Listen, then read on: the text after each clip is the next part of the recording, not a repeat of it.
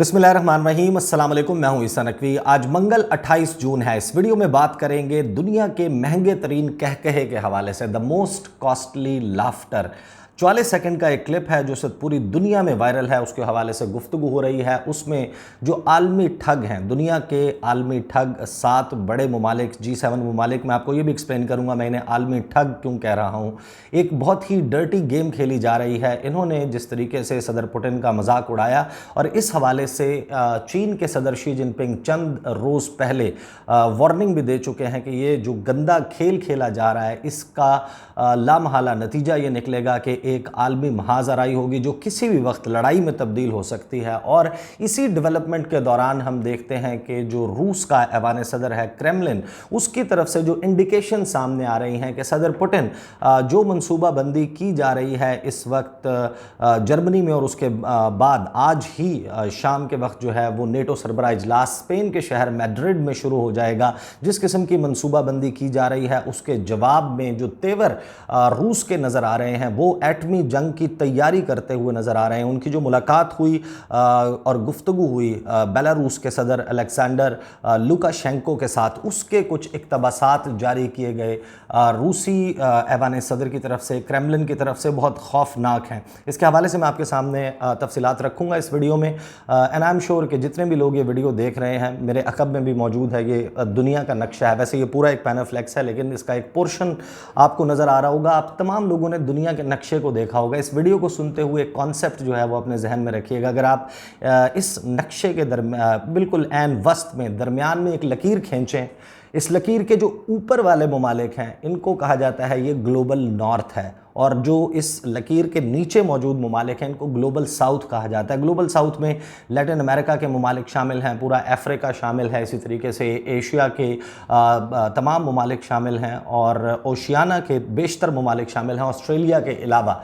इस कॉन्सेप्ट को कि एक ग्लोबल नॉर्थ एग्जिस्ट करता है और एक ग्लोबल साउथ, बिल्कुल इस तरीके से एक्सप्लेन किया जाता है जैसे माजी में कहा जाता था फर्स्ट वर्ल्ड और फिर सेकंड वर्ल्ड कहा जाता था। सोवियत यूनियन के ज़ेर असर जो रियासतें हैं उनको कहा जाता था, और फिर एक थर्ड वर्ल्ड का कॉन्सेप्ट था। लेकिन अब सेकंड वर्ल्ड का नाम तो आप सुनते नहीं, एक फर्स्ट वर्ल्ड है, एक थर्ड वर्ल्ड है। और थर्ड वर्ल्ड की कंट्रीज़ जो तीसरी दुनिया के ममालिक हैं, जो तरक्की पजीर भी आप उनको कह सकते हैं और एक तरक्की याफ्ता दुनिया है, इसके दरमियान जिस किस्म की गेम खेली जा रही है, इसका एंड रिज़ल्ट आने वाले चंद सालों में आपके सामने आएगा। वो मैं आपके सामने तफसील रख देता हूँ। इस वक्त आपको पता है कि जो G7 की बैठक है आलमी ठगों की, अमेरिका, कनाडा, बरतानिया, फ्रांस, इटली, जर्मनी और जापान, इनके लीडर्स मौजूद हैं, और चंद मज़ीद लीडर्स को बशमूल इंडिया, उनके जो वज़ीर-ए-आज़म हैं नरेंद्र मोदी, उनको इनवाइट किया गया इस मीटिंग में। इस मीटिंग के लिए जो इसमें मनसूबाबंदी की जा रही है वो मनसूबाबंदी बहुत ख़तरनाक है।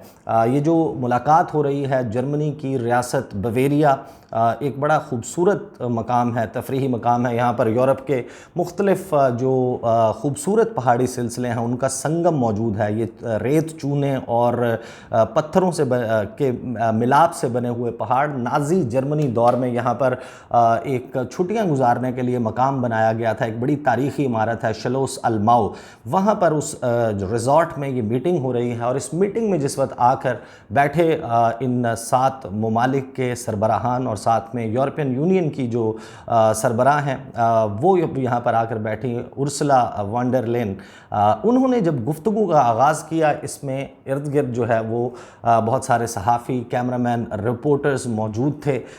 एक फ़ोटो ऑप होता है, एक इनफॉर्मल गपशप होती है, तो सबसे आखिर में आकर बैठते हैं वहाँ पर बरतानिया के वज़ीर-ए-आज़म बोरिस जॉनसन। ये क्लिप जो है आप सर्च कीजिएगा, आपको मिल जाएगा, आप इसको ख़ुद भी इंजॉय करेंगे। ये एक मैसेज था बेसिकली कि ये लोग कर क्या रहे हैं और किस तरीके से आने वाले दिनों में इस सब का शिकार आप और मैं ऑलरेडी होना शुरू हो चुके हैं, मज़ीद भी होंगे। इसके हवाले से मैंने एक सवाल पाकिस्तान के दफ्तर ख़ारजा से भी किया था। अब जब बोरिस जॉनसन यहाँ पर आते हैं तो वह आकर आपको ये भी मालूम है कि जो रूस के सदर हैं व्लादिमीर पुतिन, उनकी बहुत सारी आपने तस्वीर देखी होंगी जिसमें उनका एक माचो मैन का, एक बड़े ताकतवर मजबूत आसाब के मालिक शख्स का इमेज रूसी जो ऐवान सदर है उसकी तरफ से, उनकी मीडिया की टीम की तरफ से बनाया गया है। कभी आप देखेंगे कि वो शर्ट के बग़ैर और वेस्ट के भी बगैर आपको उनकी तस्वीर मिलेंगी। कहीं पर वो घुड़सवारी करते हुए नज़र आएंगे, कहीं पर वो बंदूक उठा के जंगलों में चलते हुए नज़र आएंगे, कभी वो बोट के ऊपर खड़े होकर फिशिंग करते हुए इस किस्म के हुलिये में उनकी तस्वीर मौजूद होंगी। उनका एक बड़ा माचो मैन का इमेज है। और आपको पता है कि रूस और यूक्रेन के तनाज़े को लेकर इस वक्त रशिया और अमेरिका और उसके इत्तहादियों के दरमियान किस किस्म की टसल चल रही है, इस इमेज का और ये जो इमेजेस आपके नज़र से गुजरते हैं, इसका हवाला देते हुए बोरिस जॉनसन कहते हैं जैकेट्स ऑन जैकेट्स ऑफ, कि हमने वो पूरे बाकायदा जो है वो फॉर्मल ड्रेसिंग के साथ बैठे होते हैं, कहते हैं कि जनाब जैकेट्स उतार दें। उसके बाद वो कहते हैं कि can we take our clothes off, कि क्या हम अपने कपड़े उतार सकते हैं। जस्टिन ट्रूडो जो कि बरतानिया जो कनाडा के वज़ीर आज़म हैं, वो इसके ऊपर कहते हैं कि let's wait for the picture, कि तस्वीर जो है तस्वीर उतर रही हैं, तस्वीर उतरने दें। बोरिस जॉनसन इसके ऊपर कहते हैं we all have to show that we are tougher than Putin, कि हमने ये साबित करना है और हमने ये दिखाना है कि हम सब जो हैं वो पुटिन से ज़्यादा सख्त गिर, सख्त जान और मजबूत आसाब के मालिक हैं। इसके ऊपर एक बड़ा दिलचस्प किस्म का कहकहा लगता है। अच्छा, कुछ चीज़ें और कुछ आवाज़ें इसमें इनऑडिबल हैं, यानी कि आप उनको वीडियो को देखेंगे तो आप उनको कंप्रीहेंड नहीं कर सकते, समझ नहीं सकते। इस पर जस्टिन ट्रूडो जो हैं वो कहते हैं कि we are going to get the bare chested horseback riding display. इसके ऊपर उर्सुला वॉन डर लेयन कहती हैं oh yes, horseback riding is the best, के जो घोड़े की पुश्त पर सवारी है ये तो सबसे बेहतरीन चीज़ है। इसके ऊपर जॉनसन जो बोरिस जॉनसन है वो ये कहते हैं कि we have got to show them our pecs, कि हमें इनको अपने डोले दिखाने की ज़रूरत है, हमें इनको अपने मसल्स के कट्स दिखाने की ज़रूरत है। ये 44 सेकंड का क्लिप है, लेकिन इस क्लिप में एक बड़ा भयानक किस्म का मैसेज मौजूद है। ये जो ग्लोबल नॉर्थ है, ये ग्लोबल साउथ, ये पड़ोसी हैं।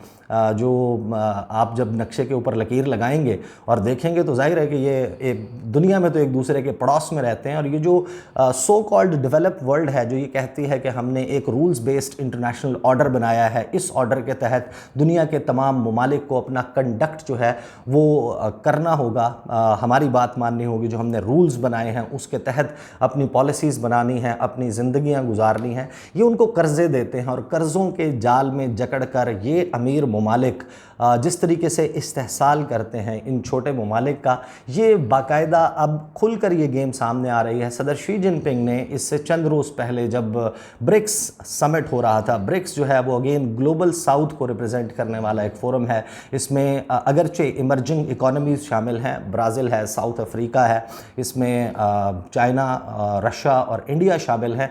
वहाँ पर जो गुफ्तगू कर रहे थे उसमें उन्होंने कहा शी जिनपिंग ने कि ये जो काम कर रहे हैं सैंक्शंस का, पाबंदियों का, इससे पूरी दुनिया लपेट में आएगी। हम तो इससे मुतासर हो रहे हैं, थर्ड वर्ल्ड कंट्रीज़ जो हैं, जो डेवलपिंग वर्ल्ड है वो बुरे तरीके से मुतासर हो रही है, लेकिन आखिरकार at the end of the day आप सब भी इससे मुतासर होंगे। ये जो बेसिकली काम किया जा रहा है, ये जो गंदा खेल खेला जा रहा है, सबको मालूम है कि रशिया और यूक्रेन इसके तनाज़े में रूस का जो मुतालबा है वो बड़ा जेन्युइन है कि ईस्टवर्ड एक्सपेंशन ना हो नेटो की, कि जो रूस की सरहद है उसके करीब नेटो की एक्सपेंशन ना हो, यूक्रेन को उसका मेंबर ना बनाया जाए, यूक्रेन वहाँ पर नेटो की अफवाज को एक्सेस ना दे, वहाँ पर बेसेस ना बने, और जो नेटो ममालिक हैं उनके मिसाइलों का रुख रूस की जानिब ना हो। यह है उनका मुतालबा, जिसकी वजह से ये सारा मामला छिड़ा। चाहें तो ये सारे जो डेवलप्ड कंट्रीज़ हैं ये रूस के इस मुतालबे को मानकर इस लड़ाई को ख़त्म कर सकते हैं, लेकिन एक मनसूबाबंदी के तहत ये सब कुछ किया जा रहा है। अब इसका नतीजा क्या निकलेगा, ये मेरी अंडरस्टैंडिंग है, इसका नतीजा ये निकलेगा कि जो स्काई रॉकेटिंग प्राइसेस हैं, जिस किस्म की जो तेल की इस वक्त कीमतें ऊपर जा चुकी हैं, अब इन्होंने जो सोना है, गोल्ड है, उसकी भी दरामद पर पाबंदी का फैसला कर लिया है रूस से, जो एक आलमी महंगाई का, ग्लोबल इन्फ्लेशन का और रिसेशन का मामला इससे ट्रिगर करेगा। उससे होगा क्या, हमारे सामने दो किस्म की एग्जांपल्स हैं। जो ग्लोबल साउथ में मौजूद ममालिक हैं उसमें जो तो ख़ुद ऑयल प्रोड्यूसिंग कंट्रीज़ हैं, गल्फ़ में बहुत सारे वो ममालिक शामिल हैं, वो तो बच जाएंगे इस सारे से, लेकिन वो ममालिक, और वो भी बच जाएंगे जो रूस से हैवीली डिस्काउंटेड प्राइसेस के ऊपर तेल परचेज परचेज़ कर रहे हैं, उसमें इंडिया शामिल है, उसमें चाइना शामिल है, लेकिन वो मेजॉरिटी ममालिक, पाकिस्तान जैसे ममालिक जो कि अमेरिका के और अमेरिकी ब्लॉक के खौफ से रूस से अब कम नरखों के ऊपर, रियायती नरखों पर पेट्रोलियम प्रोडक्ट्स नहीं ख़रीद रहे। ज़ाहिर है कि वहाँ की हुकूमतें खुद अफोर्ड नहीं कर सकती, तमाम का तमाम जो बर्डन है वो अपनी आवाम पर डाल रही हैं। हुकूमतें खुद भी मुतासर हो रही हैं और जो सफ़ेद पोश तबका है, जो मिडिल क्लास के लोग हैं, वो ख़त्म हो रहे हैं। यहाँ पर ज़ाहिर है कि एक मारा मारी की सूरत हाल होगी। कुछ वक्त के बाद इसी तरीके से सूरत हाल चलती है तो बहुत ही मुश्किल हो जाएगा यहाँ पर हुकूमतें चलाना। फिर कहीं पर खाना जंगी की सूरत हाल होगी और कहीं पर जो है वो मारा मारी चल रही होगी। तो फिर ये अमीर ममालिक जो अगरचे खुद भी अपनी आवाम के ऊपर ये बर्डन ट्रांसफ़र कर रहे हैं, लेकिन क्योंकि इनके पास पैसा बहुत ज़्यादा है, ये इसको बड़े अरसे तक सस्टेन कर सकते हैं उन ममालिक के मुकाबले में जिनके पास पैसा नहीं है। इसके नतीजे में ये जो मनसूबाबंदी है, और आप देखिएगा कि बिल्कुल इसी तरीके से होगा कि जो ग्लोबल साउथ है, ये ममालिक जो कि चीन और रूस के बहुत ज़्यादा करीब हो रहे थे, एक ब्लॉक बन रहा था, इन्हें पैसे की ज़रूरत होगी। रूस और चीन खुद क्योंकि इस सारे मामले का शिकार हो रहे हैं, तो वो शायद इस पोजीशन में नहीं होंगे कि इन ममालिक की मदद कर सकें। इनको पैसा कौन देगा? इनको पैसा देंगे ये डेवलप्ड ममालिक, ये जो G7 और नेटो ममालिक हैं, जो ग्लोबल नॉर्थ के अमेरिका के इत्तेहादी हैं, ये देंगे पैसा अपनी मर्ज़ी और अपनी शराइत से, और फिर वहाँ पर अपनी मर्ज़ी की हुकूमतें इंस्टॉल करेंगे, उन्हीं को पैसा दिया जाएगा। और फिर जो इनका मंसूबा था कि चीन को काउंटर करना है, रूस को काउंटर करना है, इसको अमली जामा पहनाया जाएगा। ये सब कुछ चल रहा है इस वक्त, और इसी की एक्सटेंशन आपको आज, कल और परसों, यानी कि मंगल, बुध और जुमेरात, इन 3 दिन में 28, 29 और 30 जून को मैड्रिड से भी यही चीज़ें आपको रेजोनेट होती हुई नज़र आएंगी। इस सारे सिनेरियो में क्रेमलिन जो है उसने पहले अलेक्जेंडर लुकाशेंको जो कि बेलारूस के सदर हैं, उनकी और सदर पुतिन की गुफ्तगू की तफसील जारी नहीं की थी। जिस वक्त ये सारी खबरें आना शुरू हुई, उसके बाद जो तफसीलात जारी की गई हैं क्रेमलिन की तरफ से, वो बड़ी खौफनाक है। वो मैं आपके सामने कुछ कोट्स रख देता हूँ कि पुतिन ने कहा है कि रशिया अब न्यूक्लियर कैपेबल मिसाइल रूस को, बेलारूस को जो है वो सप्लाई करेगा। इसके हवाले से जो एग्जैक्ट कोट यानी कि जारी किया गया है क्रेमलिन की तरफ से, उसमें कहा गया कि in the next few months, आने वाले चंद महीनों में, we will transfer to Belarus the Alexander M tactical missile systems which as you know can use both ballistic and cruise missiles both in conventional and nuclear versions के रवायती और एटमी दोनों versions में ये फ्राहम किया जाएगा बेलारूस को। ये पुतिन का कोट है जो कि सामने आया है। इसके हवाले से जो ट्रांसक्रिप्ट जारी किया गया, इस ट्रांसक्रिप्ट में लिखा है कि लुकाशेंको ने जब गुफ्तगू की सदर व्लादिमीर पुतिन के साथ, तो उन्होंने एक स्ट्रेस का तज़किरा किया कि हमारे ऊपर बहुत ज़्यादा दबाव आ रहा है, और अपने खदशात का इजहार किया कि जिसमें उन्होंने बताया कि अमेरिका और उसके नेटो इत्तेहादी ममालिक अब कुछ फ़िज़ाई ऑपरेशंस कर रहे हैं बेलारूस की सरहद के करीब, और वहाँ पर जिस किस्म के प्लेन्स, लड़ाका जंगी जहाज़ उड़ाए जा रहे हैं, वो एक ट्रेनिंग नज़र आती है टू कैरी न्यूक्लियर वॉरहेड्स, एटमी असलहा ले जाने की, और उसकी तैयारी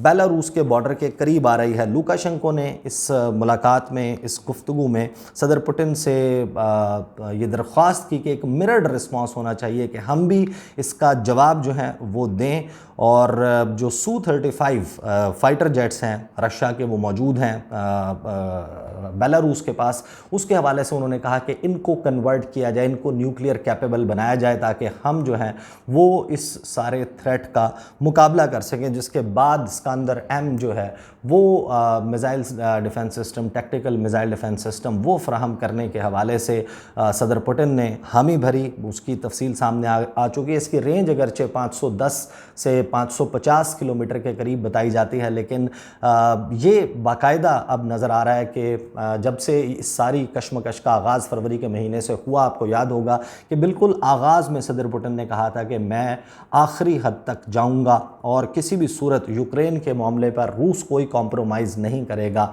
दोनों तरफ से जिस किस्म की कशमकश चल रही है, इससे मुतासर हो रहा है ग्लोबल साउथ। इस लकीर के नीचे जो मौजूद ममालिक हैं वो किस तरीके से अपने ऑप्शंस को एक्सप्लोर करेंगे। मैंने सवाल किया तर्जुमान दफ्तर ख़ारजा आसिम इफ्तिखार साहब से जो लास्ट ब्रीफिंग हुई थी कि हम किस तरीके से देखते हैं इन पाबंदियों को जो कि अमेरिका की तरफ से लगाई गई हैं कि आप रूस से तेल नहीं ख़रीद सकते, हमारा जो मगरबी हमसाया है ईरान उससे हम तेल नहीं ख़रीद सकते। इसी तरीके से जो अमेरिका की पाबंदियाँ उसमें वेनेजुएला जैसा मुल्क जिसके पास दुनिया के सबसे ज़्यादा तेल के ज़खायर रखने वाले ममालिक में से एक है, वो भी अमरीकी पाबंदियों की वजह से तेल प्रोड्यूस नहीं कर सकता, उसकी प्रोडक्शन की सलाहियत ख़त्म हो गई है। तो उसके ऊपर तर्जुमान दफ्तर ख़ारजा ने कहा कि इस बात का इकरार किया, इस बात को तस्लीम किया कि हाँ पाकिस्तान बहुत बुरे तरीके से मुतासर हो रहा है इन अमरीकी पाबंदियों की वजह से। और उन्होंने कहा कि ख़ास तौर पर जो रूस और यूक्रेन का तनाज़ा है उसने इसको एग्रेवेट कर दिया, सूरत हाल मज़ीद ख़राब कर दी। और फिर साथ ही उन्होंने कहा कि हम पाबंदियों के हवाले से जो पाकिस्तान का उसूली मौक़िफ़ है वो ये कि अक़वाम मुत्तहिदा सलामती कौंसल और अक़वाम मुत्तहिदा वो फ़ोरम होना चाहिए जहाँ से इस किस्म की पाबंदियाँ लगाई जाएँ। ये जो पाबंदियाँ हैं जिस तरह अब G7 की बात, और ये पाकिस्तान का बयान उससे पहले का G7 इजलास से, और फिर मज़ीद पाबंदियों की बात सामने आ रही है। उन्होंने कहा कि ये तरीक़ाकार दुरुस्त नहीं है, अक़वाम मुत्तहिदा जो है वो रेलेवेंट फ़ोरम है। These are the details. माहौल जो है वो बड़ा गर्म है और सूरत हाल हर गुज़रते दिन के साथ बिगड़ रही है। कब ये जो है वो सूरत हाल बेकाबू हो जाए कुछ नहीं पता, क्योंकि इस वक्त आग के साथ खेल रहे हैं ये सारे ममालिक, और अगर ये मामला एक मरतबा शुरू हो गया तो फिर इसकी लपेट में सब आएंगे। These are the details. मैं फॉलो करूँगा नेटो सरबराह इजलास को भी, उसके हवाले से भी आपके सामने तफसीलात रखूँगा। अगले वीडियो में आपके साथ मुलाकात होगी। मुझे इजाज़त दीजिए। अल्लाह हाफ़िज़।